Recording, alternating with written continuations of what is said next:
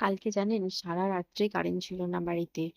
আর তারপরেই চলে এলাম সকালবেলা, আর মামার বাড়িতে চলে এলাম। মামার বাড়িতে এসেই দেখুন নজর পড়েছে পেঁপে গাছের দিকে। আর ওর দাদু আর ও মিলে দুজনে মিলে পেঁপে পাড়তে লেগে গেছে। সে কোনটা পারবে না পারবে দুজন দেখে খালি ভাবছে কোনটা পারবো, কোনটা পেকেছে সেটাই পারা হবে। ওইদিকে যে দেখতে পাচ্ছেন ওদিকে একটা পেঁপে গাছ ছিল, কিন্তু পেঁপে গাছটা কেটে দেওয়া হয়েছে। আর এখন এই তিনটেই মাত্র পেঁপে গাছ আছে, আর নেই। আর এই দেখুন এই সব গাছগুলো আমি নিজের হাতে বসিয়েছিলাম।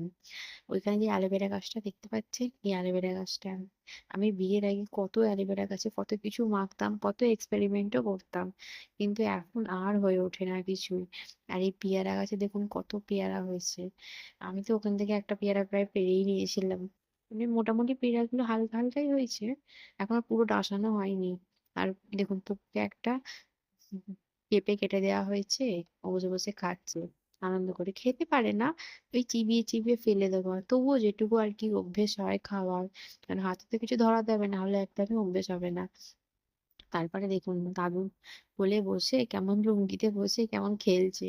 দাদুকে পেলে ব্যাস আর দাদুকে ছাড়বে না, ওই বসে বসে খেলছে। ওই দেখুন দোল দোল দোল দোল ওর দাদু করছে, ও খেলছে দুজনে মিলে। আজকের ভিডিওটা এই পর্যন্তই, ভালো লাগলে অবশ্যই লাইক করবেন।